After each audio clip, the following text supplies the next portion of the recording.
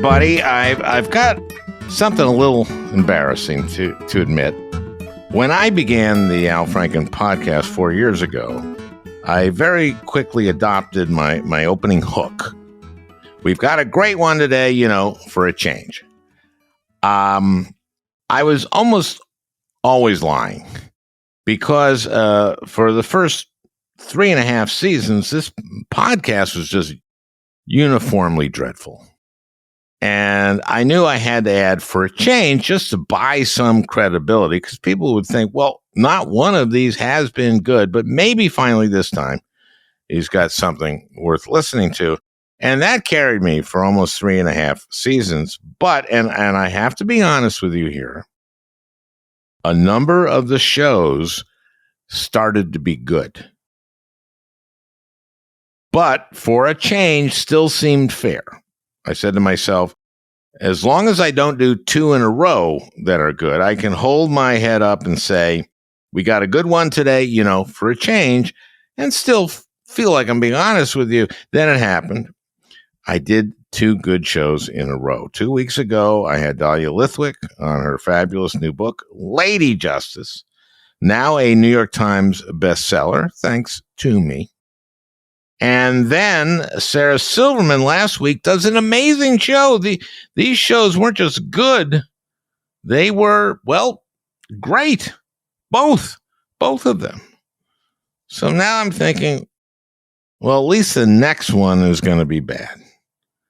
And for a change, we'll still achieve its purpose, which is for you, the listeners, to think, yes, they're usually not worth listening to, but this one might be good. For a change. Well, wouldn't you know it? This one today is also great.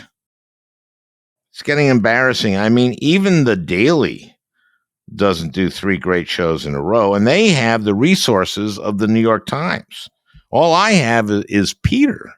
That's right. It's actually kind of pathetic. Yeah. Well, we only do 1 show a week. Yeah, there's that, but it's not like I'm full time. This podcast just gets a very small part of my attention. Exactly. And yet somehow we've managed to string 3 great shows together. Well, that's because we had Dahlia Lithwick and then Sarah Silverman, and now we have Tim Miller, who is fantastic. Yep, that was my mistake. Tim is great. This show you're about to listen to is fabulous.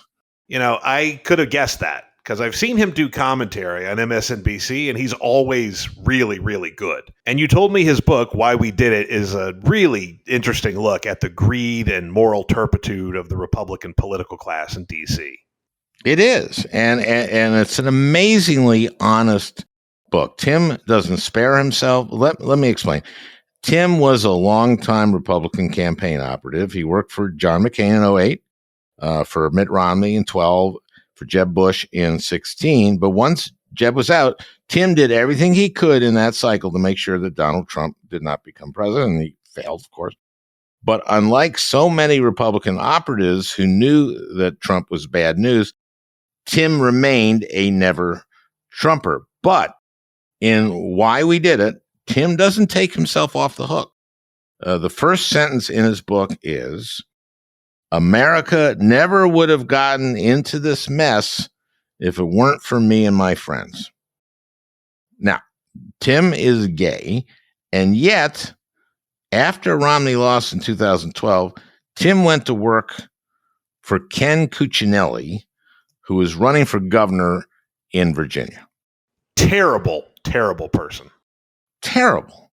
Ken Cuccinelli is one of the most awful right-wing, anti-immigrant, homophobic politicians of our time. But Tim was a Republican political operative, and he needed a job.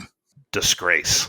Yes, that Tim took that job, and yet he is brutally honest about it, and that's why this book is great. And this show, unfortunately, our 3rd great one in a row. And here's the most shocking part, I think, is that even after the 2016 election, where he had gone out on a limb and very publicly done everything he could to prevent Trump from winning, he then went on to take a very well-paying job sliming Democrats and one helping prepare Scott Pruitt, the terrible anti-environmental Attorney General of Oklahoma, for his confirmation to be the director of the EPA, the Environmental Protection Agency. Could not have found a worse guy for the job. But because of that, Tim brings an understanding of how the D.C. Republican operatives who knew better, how those morally compromised goons went down the path of working for and enabling Trump. And why we did it is that story.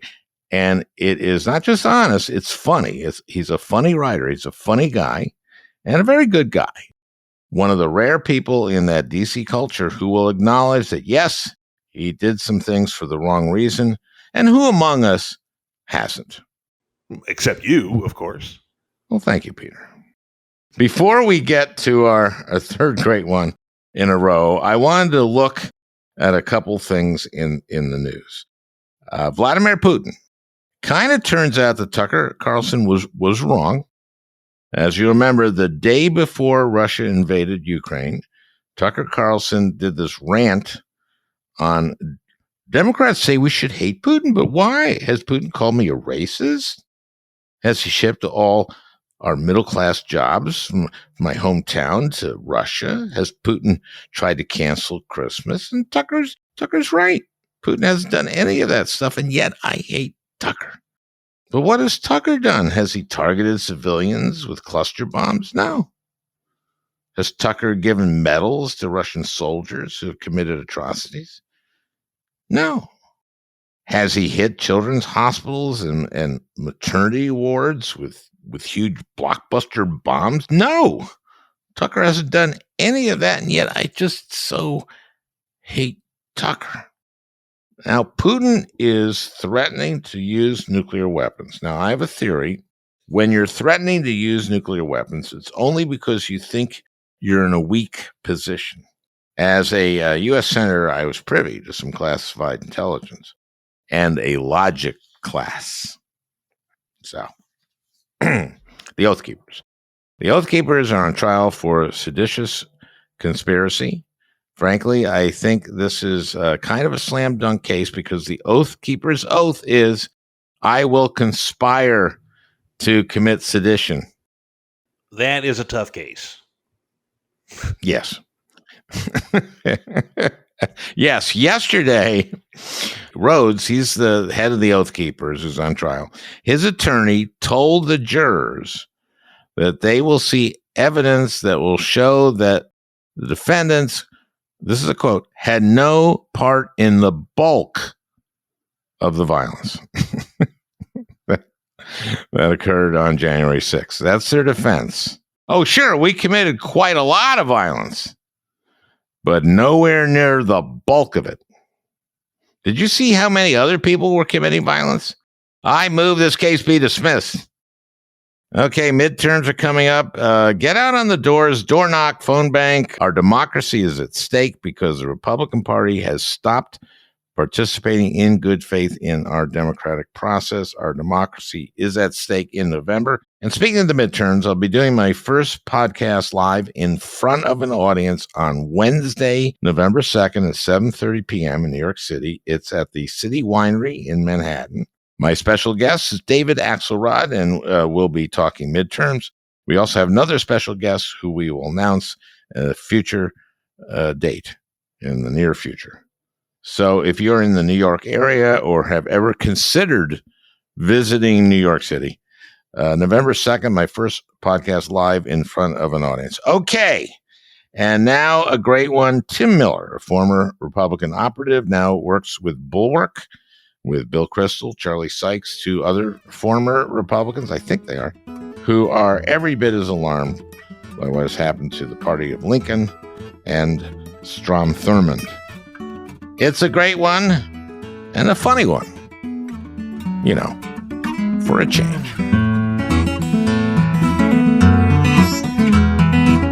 This is a very refreshing book. You know, I read these books, and I read Chris Christie's book, and when I saw him, I said to him, you know who comes off really well in your book? you. And the thing is that you don't come off so great in many ways because it's like an honest book. That's exactly what thank you, Al. I was waiting for a little more praise there, but yeah, thank you. My goal in writing the book, besides, getting at answering the question of why people who knew better went along with Trump, was to just be completely honest about myself, not pull punches, and also not have it be homework. Those were the two main goals I had in drafting it. So I appreciate that I hit at least one of them. I got this book about 6 weeks ago and I read it then and really enjoyed it. And it's very self-confessional. But I want to get into a lot of stuff here. I really feel that the Trump thing that we got here starting a long time ago. Yeah. And really with Gingrich and with Rush Limbaugh, that I wrote a book called Rush Limbaugh is a Big Fat Idiot and Other Observations at the time.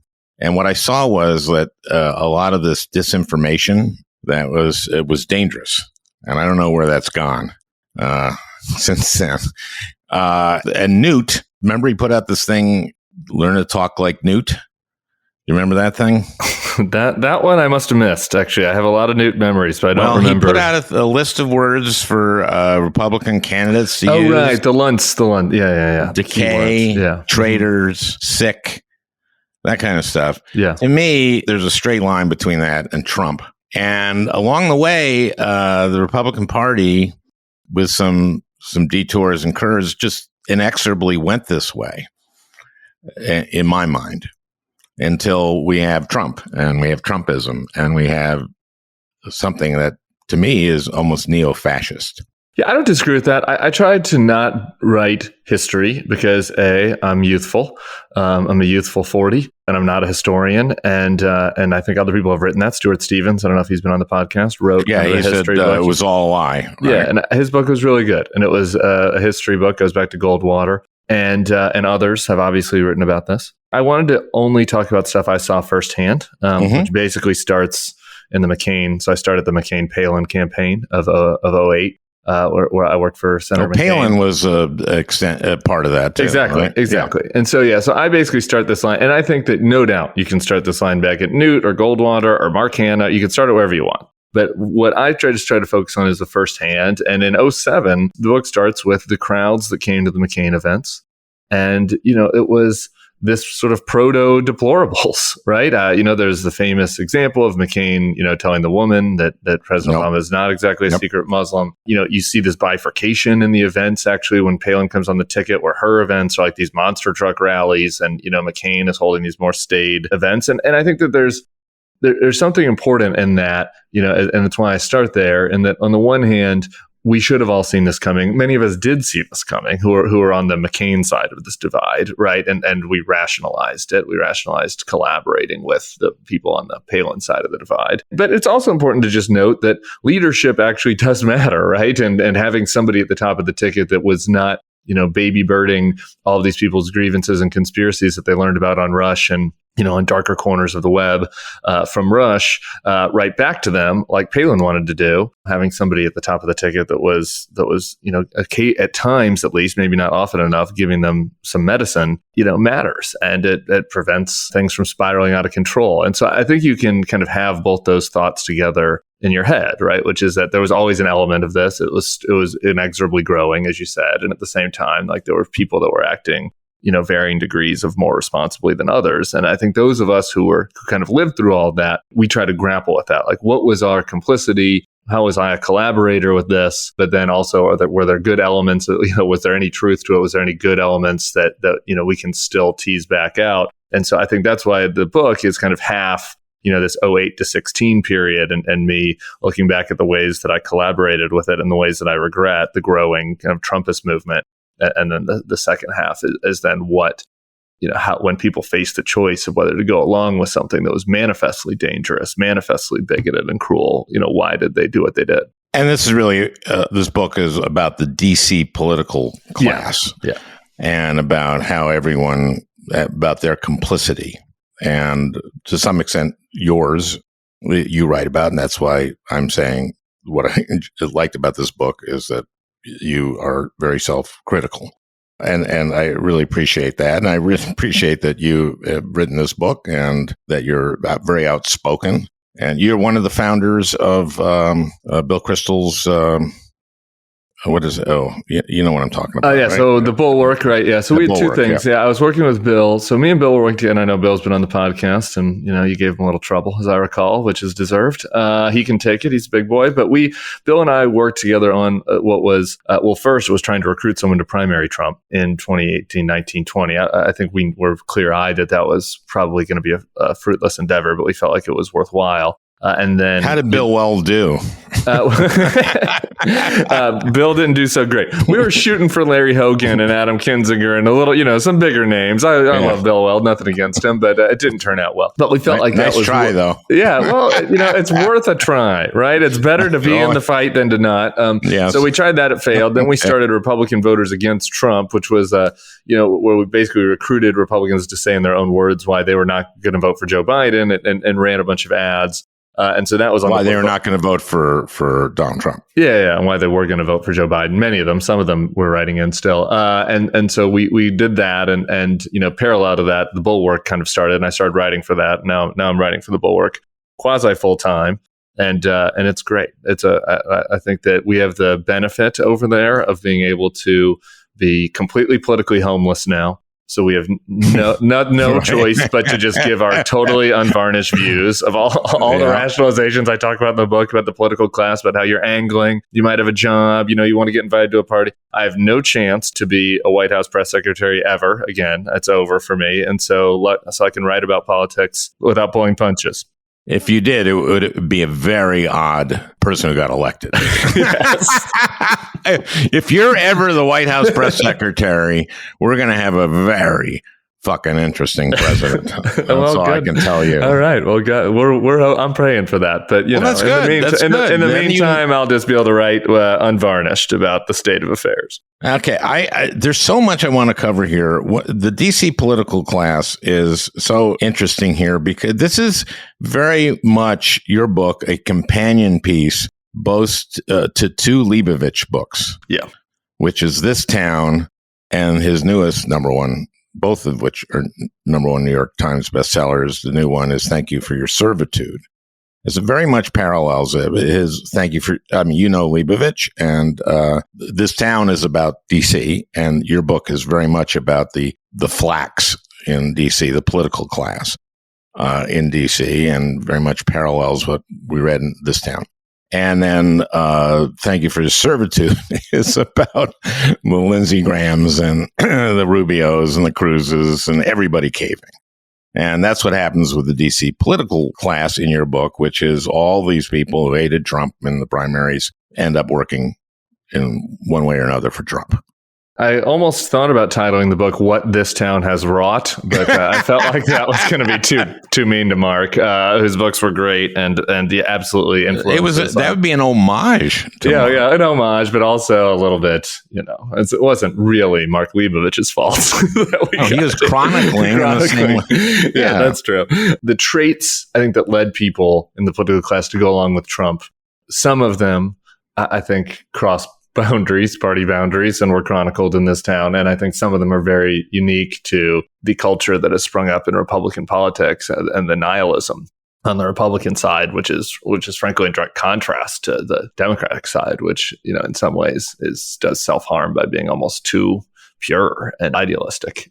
Well, it's nice to believe in something. It is. No, that's great. No. Idealism is good. I just think there's always, balance in all things, and in politics, you want to be idealistic and, you want to win in order to be able to implement your ideas. And sometimes the Democrats absolutely agree. Go too far on one side, and the Republican, meanwhile, they're competing against Republicans who we've come to learn are like totally nihilist. I completely literally believe in nothing except for owning the libs, seeing the people that they don't like be punished.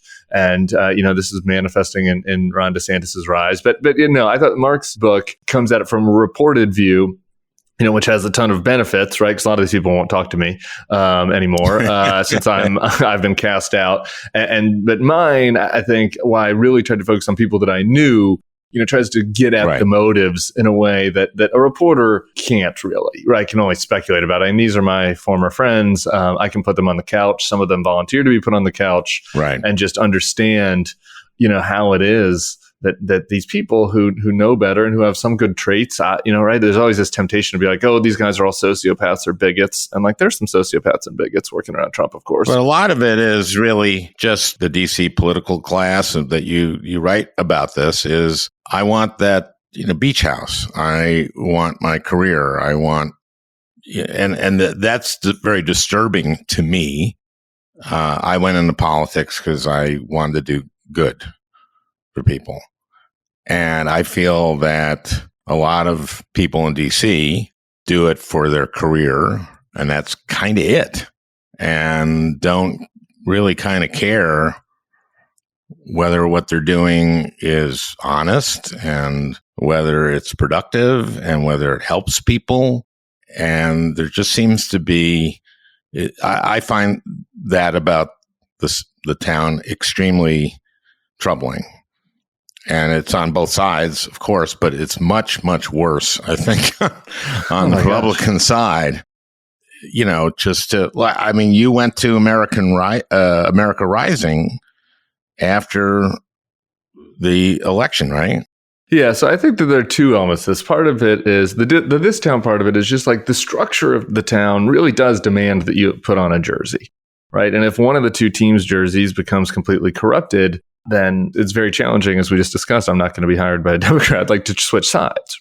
That makes it more easy to rationalize things. And so the American Rising thing is a perfect example. So I'm at the RNC in 2012. I'd worked for John Huntsman, the most moderate candidate in the primary. I was always a moderate Republican.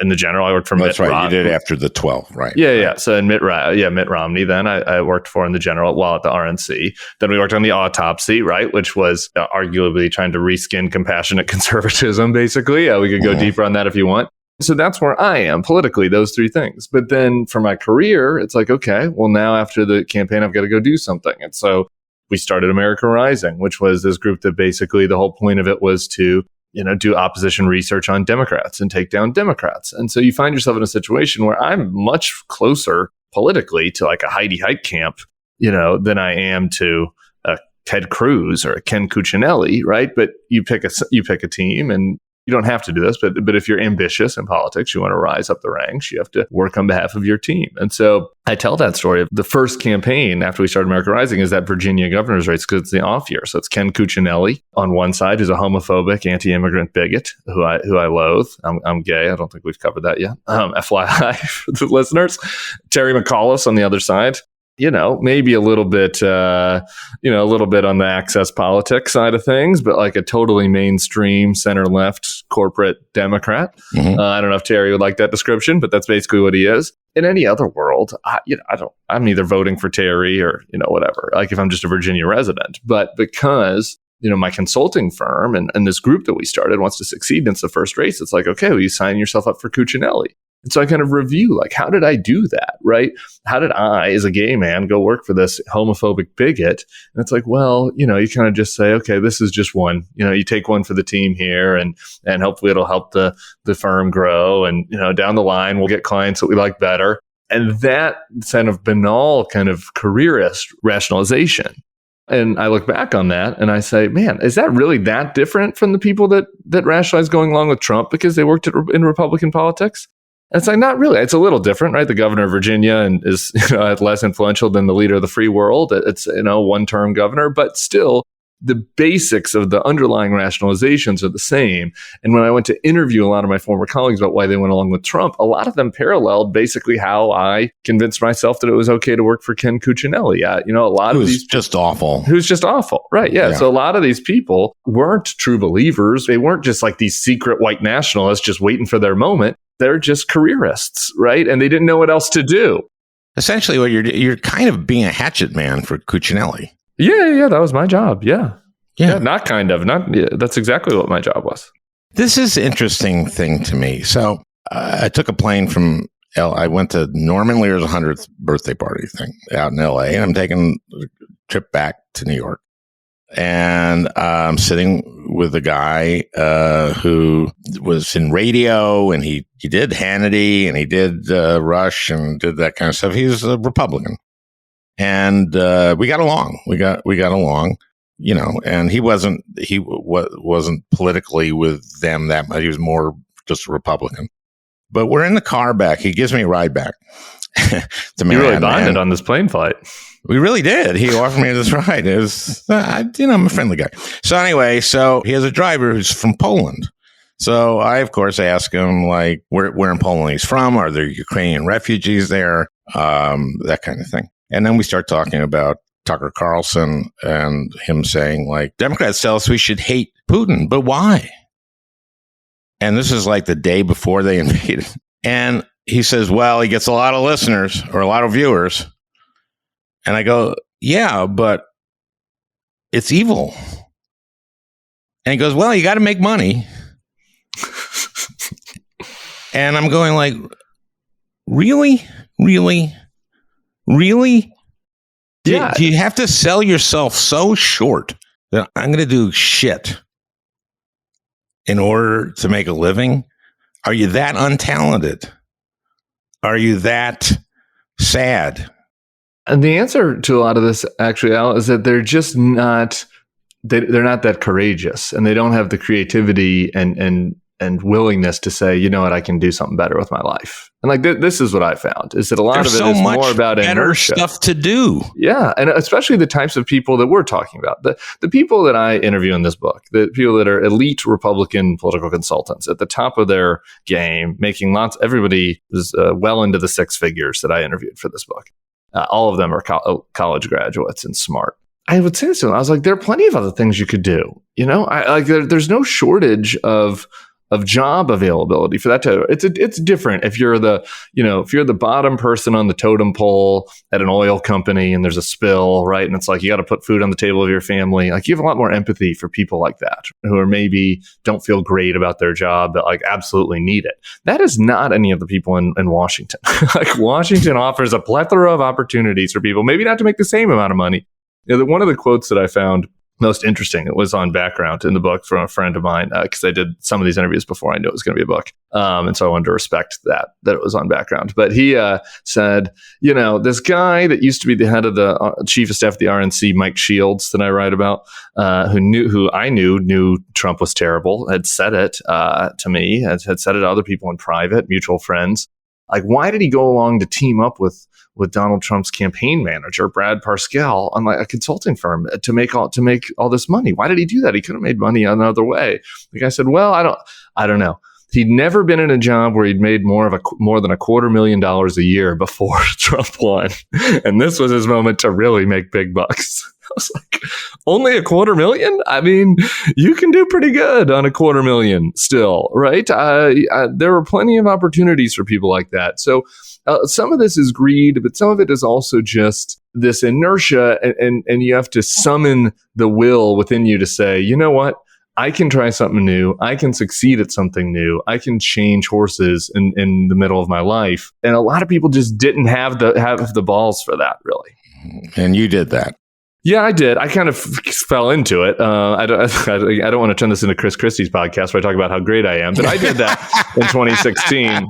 Part of it was because I really thought it was crazy to think that Trump could possibly win, and he was also awful. And so to me, it was like doing the right thing and my career both lined up. I signed up to stop this buffoon from becoming the president, and then he becomes the president. And so I go into a career crisis where I felt like, I needed to do something different. And I weighed everything. Part of me is like, maybe I should just go do PR for a pillow company. No, well, not my pillow, but, a Clorox company, right? Like, maybe I should just go do PR for some harmless company 9 to 5 and parent my child and coach the basketball team and whatever. Just quit this shit. But I was like, I felt like if he was going to run again, I still wanted to kind of finish the job and decided to stay in, and luckily met with Bill Kristol and worked and figured that out. So, but my example is just demonstrates that, like, there's a whole range of options during the Trump era for people besides becoming a never Trumper on MSNBC or going to work for Donald Trump. Right. My old colleague, Sally Bradshaw, who was Jeb Bush's top advisor in Florida, She said, screw it. She opened a bookstore in Tallahassee and said, I'm going to go live my life and do something different. And you could work for a nonprofit. You could just work for some company, right? Like there are a million things to do, but this allure of DC, the allure of being in the mix, like that part of it, this fact that you feel like you're on this team and you should see it out, all of that becomes much more powerful than I think I anticipated it being. I wasn't that surprised that the voters went for somebody like Trump because we all saw this coming, as you brought up. But I was surprised that like literally 95% of these assholes all just went along with it too. Yeah.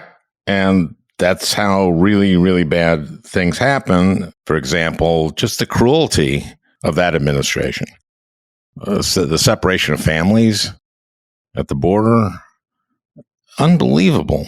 Did you read that Atlantic story about the separation? I have, yeah. It is so good. And I thought it was a companion kind of from the administrative state to my book. Like my book is all about the political hacks. But we should tell people what this is. It's an article in the Atlantic Monthly about just how this happened, the history of the separation of the kids. And it's really just horrible. Extremely well reported. But the interesting thing about this is interviewing all the people that worked at DHS and all these various places. And there were really only 3 acutely evil people pushing for this. It was Stephen Miller, Jeff Sessions, and another top person for working for Sessions in DHS. Everybody else, even up to John Kelly and Christy Nielsen, who I find terrible, were at some level like trying to resist it or delay, stall or delay it, right? And then there are all these administrative people up and down the line, even some white hats, some good actors who did things that turned out to be bad because they didn't leak, for example, like the list of where all the kids had been. They'd kept an Excel sheet and they didn't leak it to the media for a while because they were worried that if they did, then they would be outed, and targeted, right? And so the big takeaway I have from this story is that across the entire government, there are like 3 evil people who really want to push for a policy end like that can make it happen only with the assistance of hundreds of people who are just regular humans, right? With good impulses and negative impulses, trying to balance like their job and whether they should, whether it's worth quitting over this and inertia kind of pushing them along towards allowing this to happen. And I think that is like an important encapsulation really of the entire Trump era. That like, yes, there are sociopaths. Yes, there are bigots. Yes, there are people that want a Donald Trump autocracy. But like they would have never been able to get even close to doing it if it wasn't for this other much larger class of people that rationalize their way into being participants. And that's what your book is all about. And you, from very personal experience, talk about now, you even help in the confirmation process for Pruitt, who was pretty awful. Pruitt, awful, the worst. Yeah. So here I am now in it's in the winter of 2016, right? And I'm like, my career is over. I'm getting targeted hate mail from all these Trumpers. Like people are telling my business partners they should fire me. I was at a PR firm at the time. And, I'm in a dark place. I watched some movies about death over and over again.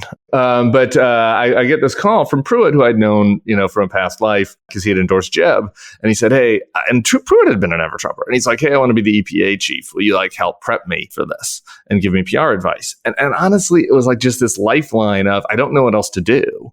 And this is what I've done all my life.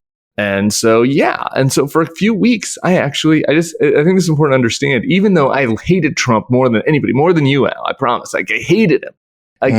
You get the wheels turning of your ego, right? And you start to say, okay, well, I know how to do this. I can help prep this guy. I can think about the hard questions he's going to get, all the staffer stuff. I can, work the reporters for him. You start to go, okay, I'm useful. Like my life isn't over. My career isn't over. I can keep figuring out how to work in this world. And I did that for a little while. He gets confirmed.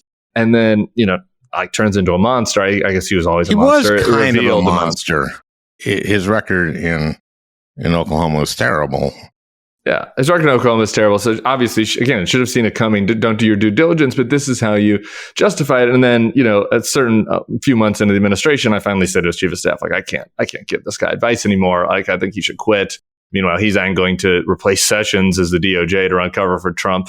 Can you just imagine both the narcissism and the corruption to look at what was happening with Sessions and be like, now I want to get in to be attorney general to help kill the Russian investigation? And this is how debased this guy was. But yeah, I did help him, and I get confirmed. I would have gotten confirmed without me, but I think that it's important to understand why I did that, which was just this compartmentalization and this career element of like you have to do it before I finally. It's like the mob, they try to pull you back in, and you finally have to have the internal gumption to be like, no, this is over. It's finally over. And for me, it happened sadly even after Trump was in there a little bit into 2017.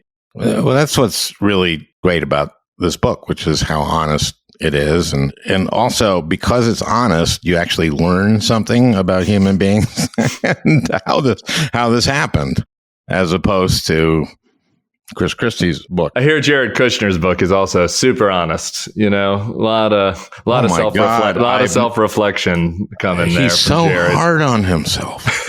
How I got that $2 billion from the Saudis.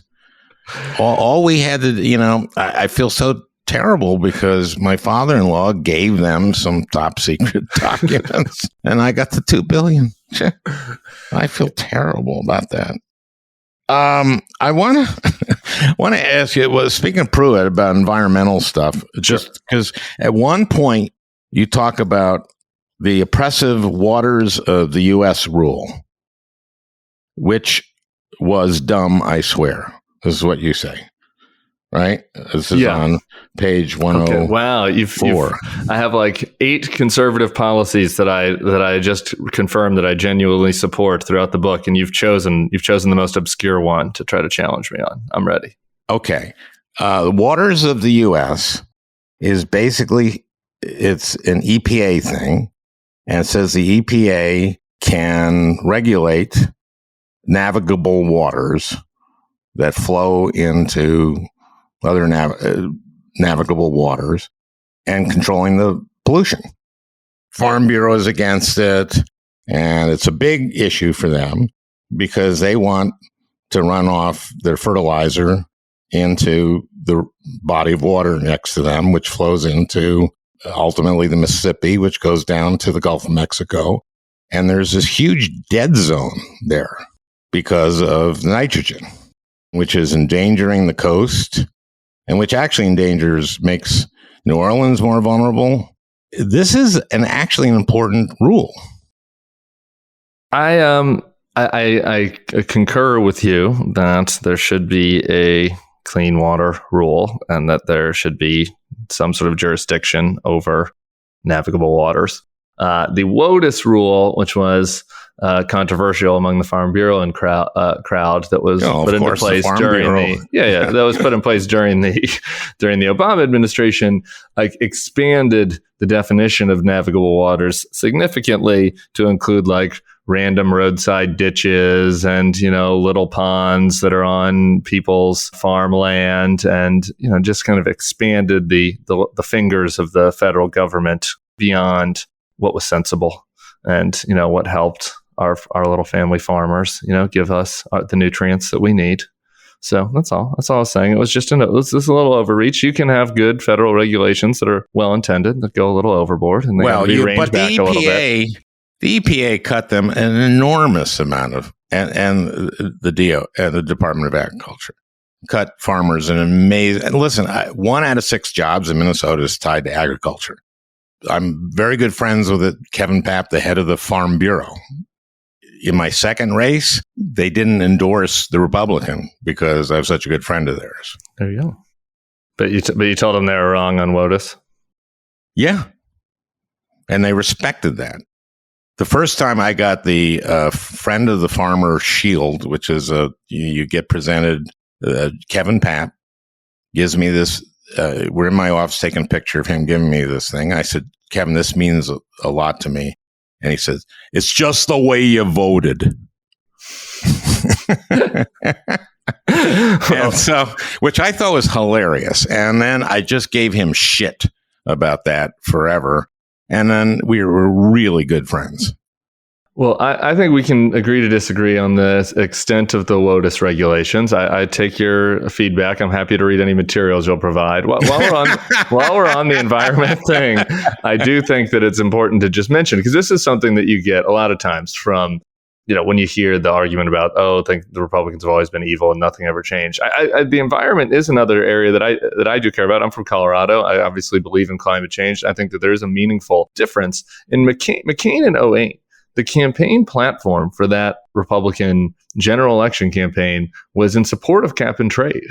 Right. And I think that there's good reason to believe that had McCain beaten Obama, he didn't even come close, that might have been the deal that he cut right away. And then at the time, there was a minority of Republicans within the Senate, but there were a minority, your old pal, Lindsey Graham and mine, I've drank some Chardonnay with, but he would have supported that and some other people. And so I that is a meaningful difference to go from that period where there is a element within the Republican Party, like me, that think there should be conservation rules, that think we should address climate change, doing so maybe sometimes differently than what the far left environmentalists would want to do, but wanting to work in good faith to do something, versus what you have now, which is it's a litmus test now to pretend like climate change isn't even happening, right? Like there's just no element of this at all left within the party.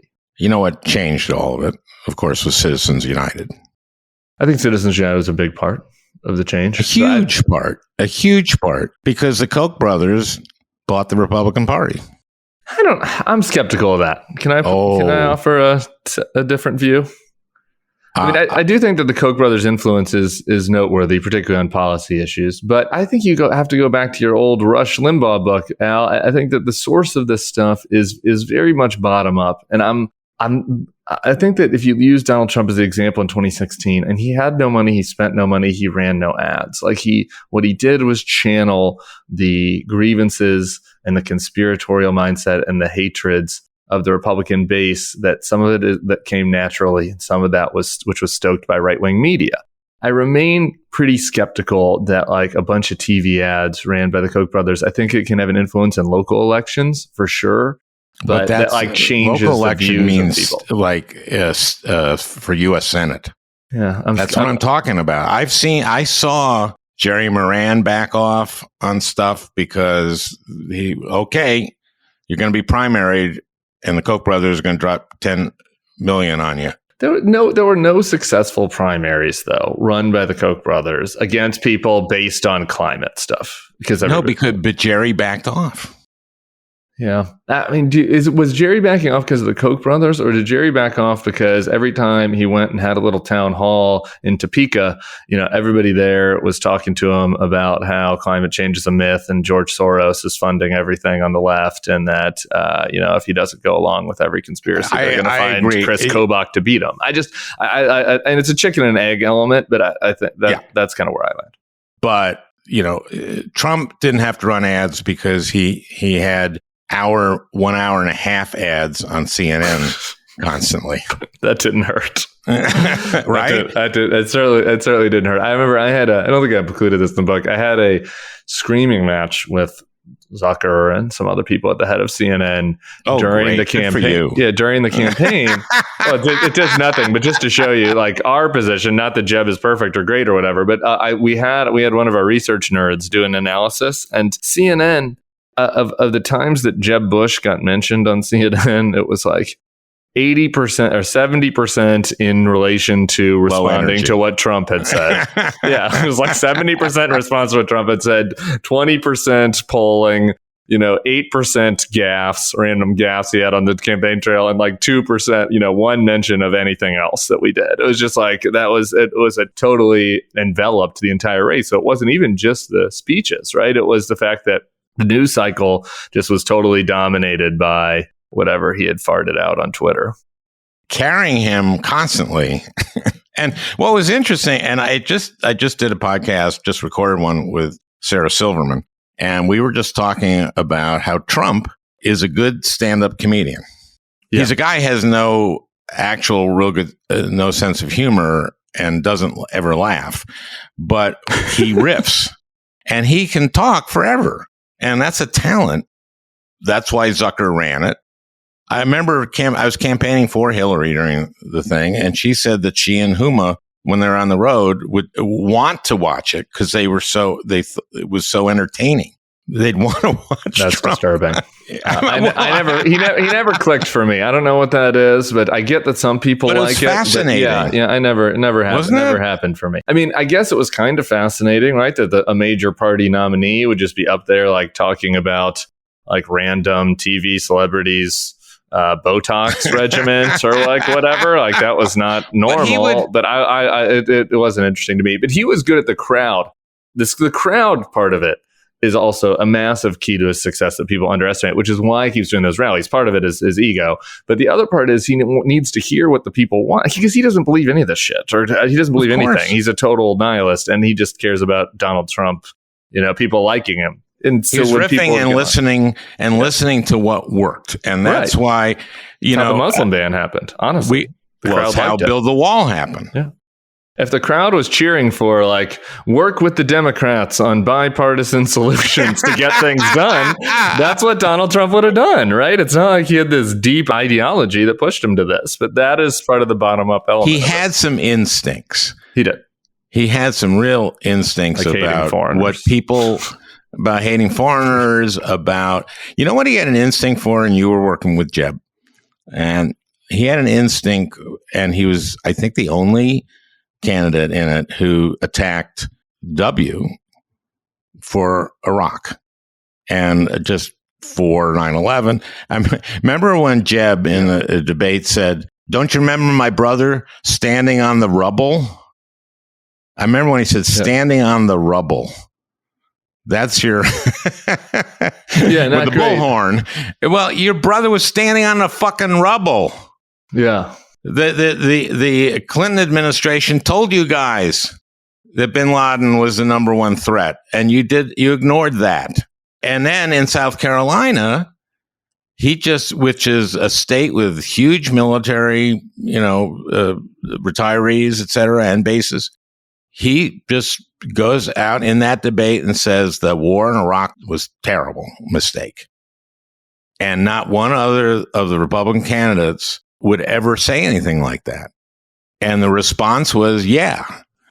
You're absolutely right about that. And he even went so far in that South Carolina to kind of dabble in some 9/11 conspiracy. And it was like Trump in word salad. So, there was like some, depending on how you interpreted it, there could have been a little inside job accusation at Jeb there. But Jesus Christ. But and crazy stuff. So it combines this kind of crazy stuff with having that reptilian instinct you talked about where people were on this. And I think that it's another huge mistake. I wrote about that 2012 autopsy that we talked about.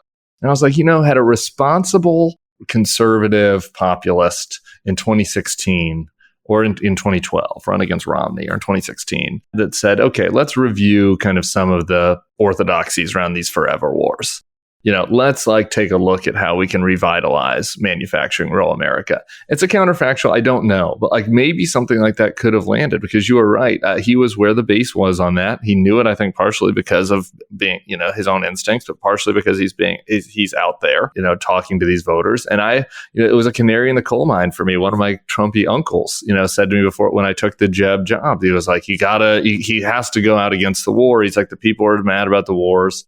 And kind of in this political class bubble, Republican bubble, that was not shared, because not most of us, didn't deal with the sacrifices of the war, to be honest. We were protected from it. And so didn't feel the kind of anger that was out there, even among Republican voters, personally.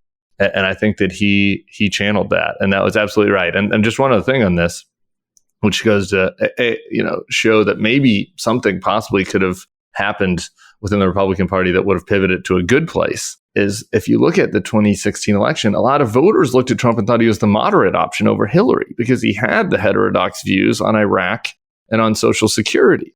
And so, while those of us in the establishment, were pushing, moderation on immigration and climate, where people didn't agree with us, conceivably, I think a more responsible person could have turned the party a little bit more on economic and foreign policy issues while remaining culturally conservative. That wouldn't have been a party that appealed to me at all, but it would have been a better place to land. And I think that's the only hope for the Republican Party, is to land someplace like that, because it's never going back to McCainism.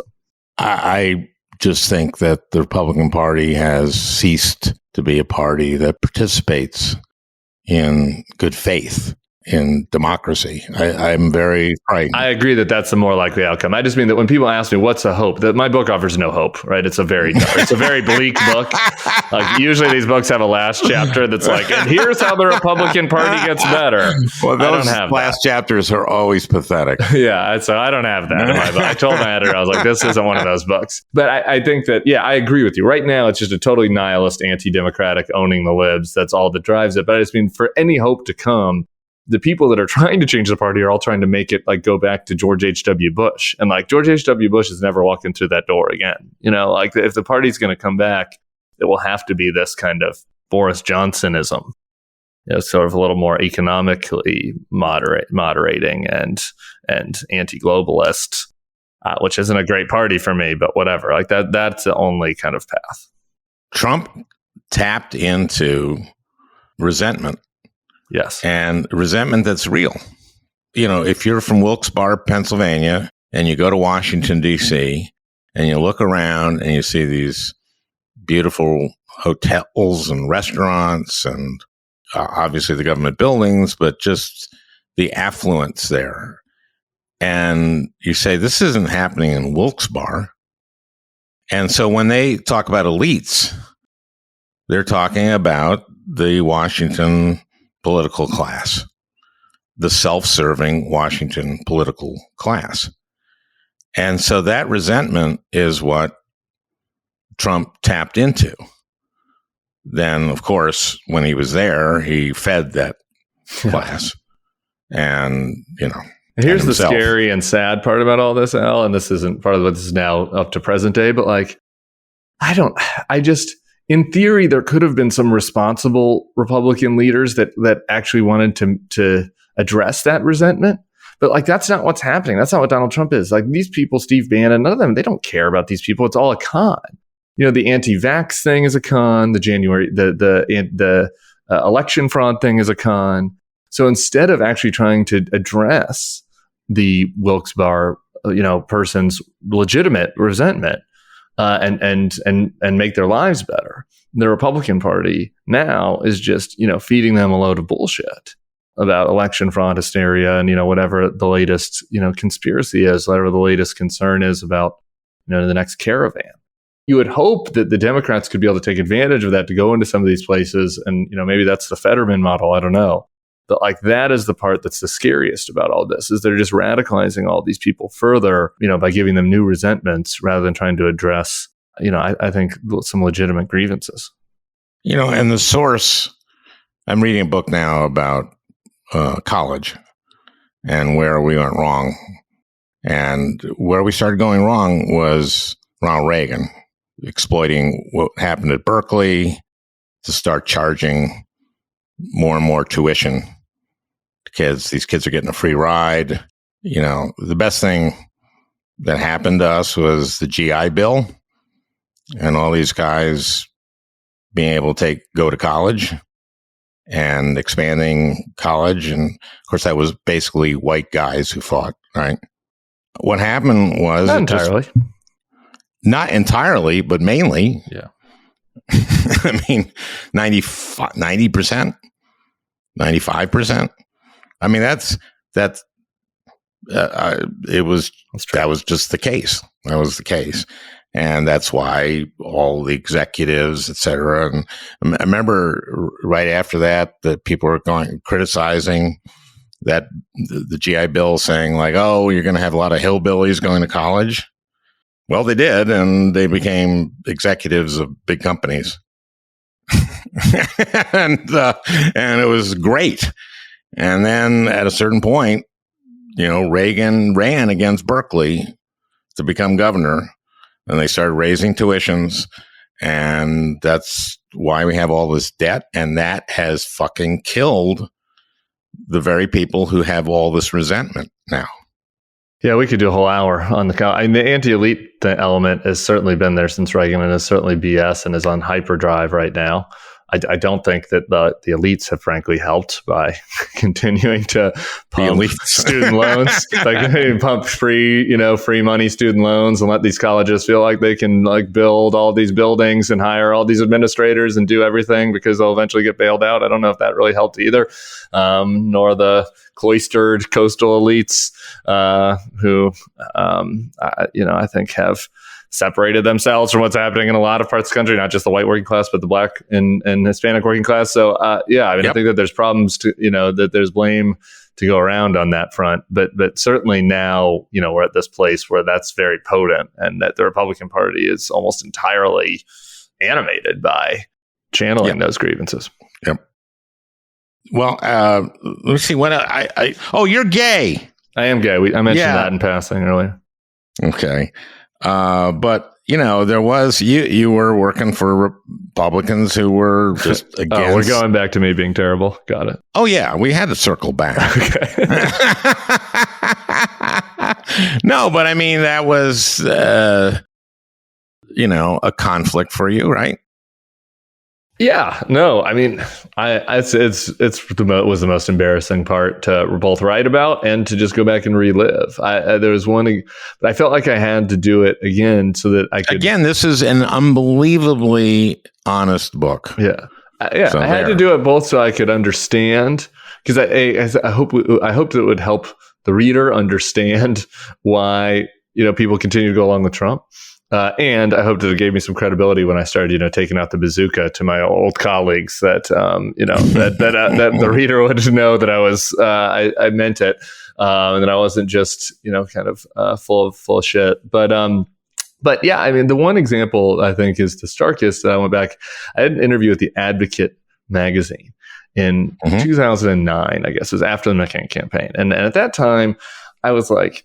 Kind of, I guess, the most prominent out Republican. Ken who was still in politics. Melman had come out, but like there just weren't really. There were a lot of Republicans in Washington who are gay, who like worked in policy jobs or behind the scenes jobs. It was like a spokesperson, and so she just interviewed me about like how I dealt with this, and I went back and read the interview, and she asked me about when McCain had slipped. You might remember this in I guess 2007. He had slipped in a hardball interview and said that whatever, if they want to have a private ceremony, that's fine. And and his consultant comes during the commercial break, comes off stage, and it's like, Senator, I think you just kind of endorsed gay marriage. You're running in a Republican primary, and he had to backtrack and say, well, it's private. We shouldn't acknowledge it through the laws. And he corrected himself. She asked me how I felt when that happened, and I told her in this interview, I said I was mad at him for screwing up. Because I was working for him, and I was about to work for him, and I wanted him to win, and I was mad, and that wasn't a tenable position. And I just rereading that interview, I just like how embarrassing is that, but how great of an insight is it into the warped kind of mindset. It was truthful. Yeah, of somebody in politics like that. I was being truthful to that interviewer then, and I should have been embarrassed about it. I wasn't then, but I am now. But it's like that is this mindset you get into if you are so focused on winning and so committed to the game of politics, and that is what is animating you, and that's what's getting you excited. Then it's easy to rationalize this stuff. You're just like, well, we got to do what we got to do to win. Like we got to run these crazy ads about the caravans coming in, or we got to put on our red Donald Trump hat and do the build the wall Legos because that's what the primary voters want. It's funny. In 2007, when I announced I was going to run for the Senate, so I had some supporters come to my house to tell them I was going to do this, and there was this gay couple. The guy who was very politically active said to me, just don't say you're for a same-sex marriage. That was advice? That was his advice. And I said, but I'm for it. And he said, well, okay, well, don't say it. And I said, if I'm asked about it, I'm going to say I am because I am. And I was the first Senate candidate to come out for that. Because I was for it. Well, I appreciate your leadership in that. Honestly, that might have sounded sarcastic, but I meant it sincerely. I really do. And I do Minnesota. And I do think that we, and that's actually was part of my rationalization. And I'm not endorsing this at the time, by the way, but you know, I'm out there going, well, Obama's out there, you know, kind of dancing around on this. So why should I feel bad myself? Right. And so if everyone makes that rationalization, if everyone's like, well, I'm just one cog in here, why should I care? I should try to win.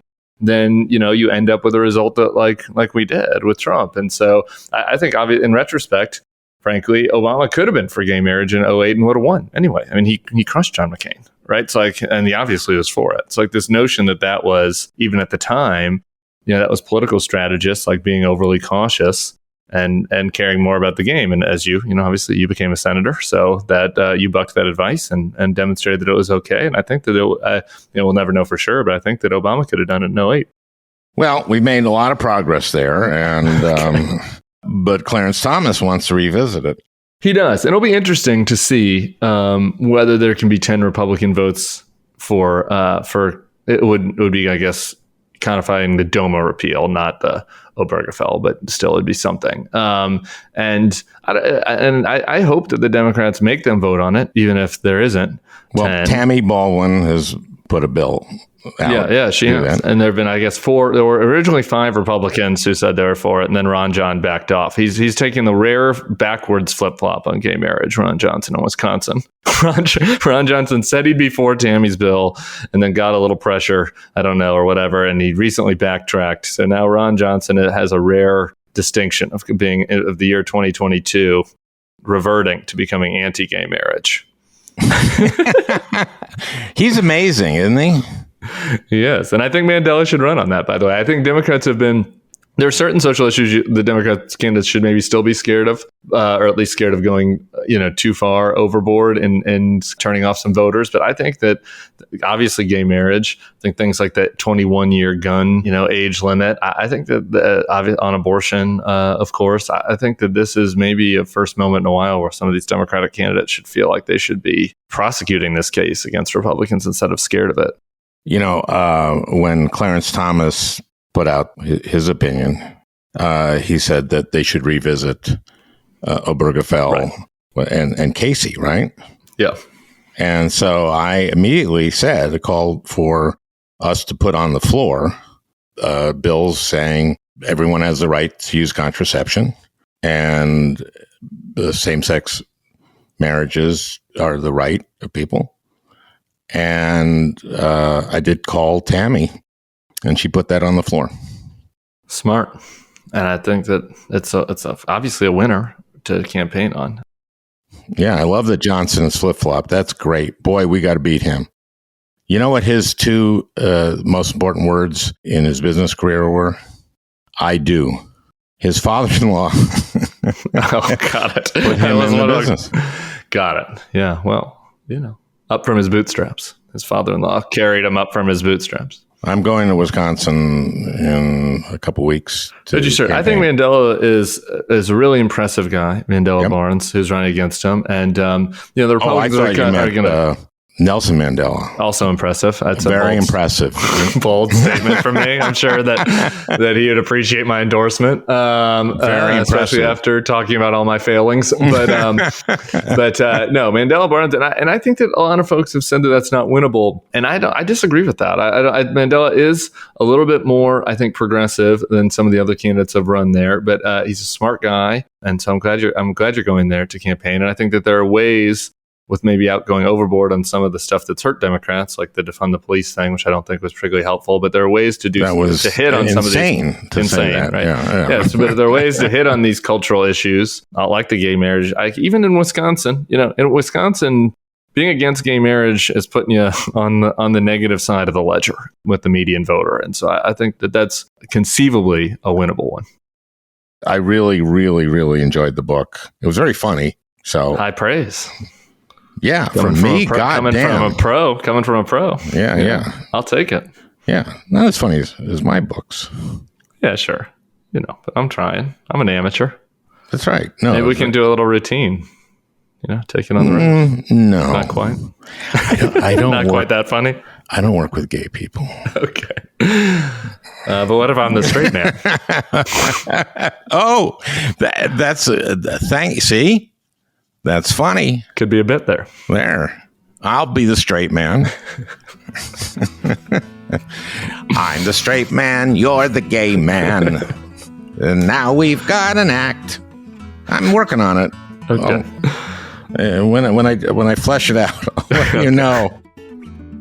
Well, I hope you enjoyed listening. That beautiful music is by Leo Kottke, the great Leo Kottke.